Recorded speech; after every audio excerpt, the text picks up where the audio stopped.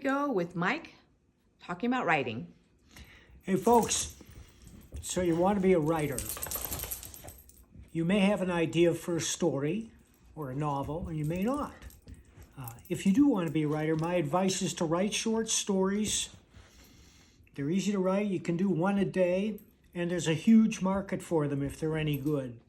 You can send them out, and if they come back on buy, you send them out again. If you want to know where to sell them, you turn your search engine to short story markets, and you'll get more than you can bargain for, more than you can fill in a lifetime. It builds confidence and it puts a little money in your pocket. These magazines are always hungry for material. However, most people want to write novels. And if you have an idea for a novel, that's great. People are going to ask you, what's your story about? And when that happens, you have to be prepared. You can't wing it. And that means that you take the time, ahead of time, to write a short description of your novel. When I say short, I mean more than 20 words. You can use up to 500 words. And the purpose of the outline is not just to keep you on track and tell people what your story is about. It's also to excite interest in the story. So when the person puts down what you wrote, the outline, you want them to say, great, where do I get it? But what I really want to talk about today is genre. Genre means a type, a specific type of story in which you want to write. And there are a number of standard genres, and that's what we're addressing today, because the type of writing I do is designed to appeal to others. Samuel Johnson said, "No man but a blockhead writes for any reason other than money." Well, take that with a grain of salt. Some people write because they have to write. In fact, I think that all serious writers write because they have to write. And if you're not writing every day, or at least as many days a week as you can, you have to question whether you're a serious writer, because writers write every day. I know I do. But let's just run through the genres here for a minute. The first one, which is always popular, is horror. And we all know who the great horror writers are. Bram Stoker, Mary Shelley, Stephen King, Robert R. McCammon. If you haven't heard of Robert R. McCammon, I urge you to check him out. He's my favorite horror writer. And Mo Hayder. Mo Hayder is an English author who wrote The Devil of Nanking. That book will curl your hair, trust me. Check her out. She writes elegantly and at great length. I'm not fond of all her novels, but The Devil of Nanking is a winner. Then there's crime. Crime is probably the most popular genre there is, and there's no genre that's more crowded with competing writers than crime.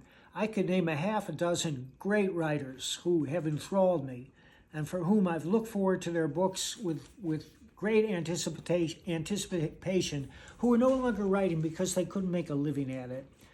The field is crowded out there. But just to name a few of the luminaries, of course there's Raymond Chandler, who created Philip Marlowe, the archetype private guy, a soiled knight who down these mean streets must go. And then there's Dashiell Hammett, who is his contemporary. You may not know the name, but you certainly have heard of the Maltese Falcon. Dashiell Hammett wrote that. And his primary creation was Sam Spade.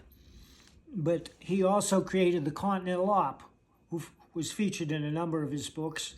I recommend them all. In fact, the Continental Op novel, Red Harvest, was the inspiration for Akira Kurosawa's Kurosawa's...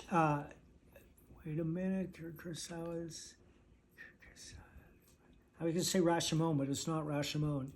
It's the story of a samurai who enters a town with two warring clans and plays one against the other for personal profit. I've got to find my Prevagen, folks. However, if you look up Red Harvest and then write Akira Kurosawa, that name will pop up. Other writers include Michael Connelly, who's perhaps my favorite crime writer working today. He's very active. He puts out at least one book a year. He wrote the Bosch series and the Lincoln Lawyer series. And what I admire about Connelly is that his narrative voice is invisible. You're not even aware of it while you're reading the story because you're so immersed in the story itself. It's like it's happening around you.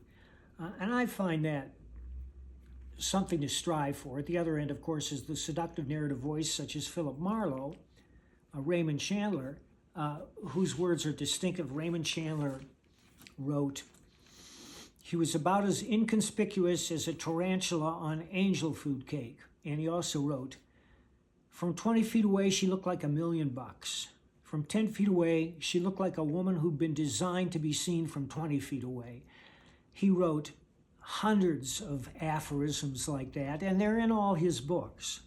Robert Cray is another author, crime writer I admire very much. Also John D. MacDonald, who created Travis McGee and the reason I'm writing today. Then there are Westerns. Westerns are more popular than ever, but like crime, it's a very crowded field. The classic Western writers are Louis L'Amour and Larry McMurtry, who wrote Lonesome Dove, of course. Right now, the most popular Western writer in the world is Peter Brandvold. Pete's an old friend of mine, and Pete turns out at least 3 novels a year. You got that? 3 novels a year. And for him, that's not really hitting the gas. Peter has a tremendous work ethic. He writes 3,000 words before noon every day of the year, unless he's traveling. Keep that in mind. Because he loves what he does, and he knows where he's going. That's important. That's another reason why you want to write what's your novel about, so that you know where you're going. Then there are the techno thrillers, and Tom Clancy is the king of those.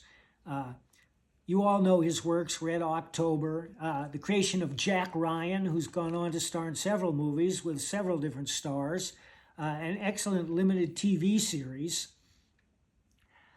Then there's Jack Carr, who burst upon the scene about 5 years ago. Jack Carr is a decorated Special Forces soldier, and his first novel was called The Terminal List.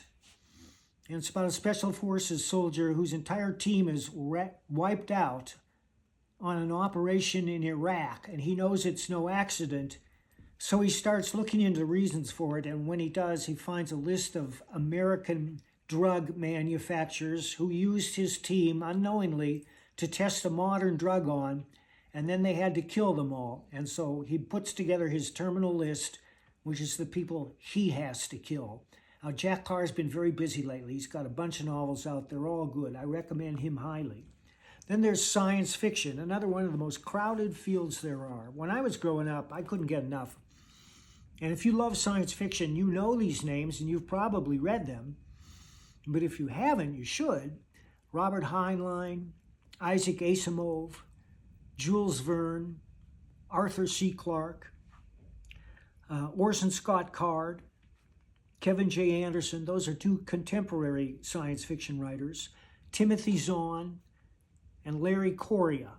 I should mention that I've been contracted to turn Larry Correia's massive novel, Gunrunner, into 2 graphic novels. I'm very excited about that. If you haven't read Larry Correia before, he grabs you by the throat.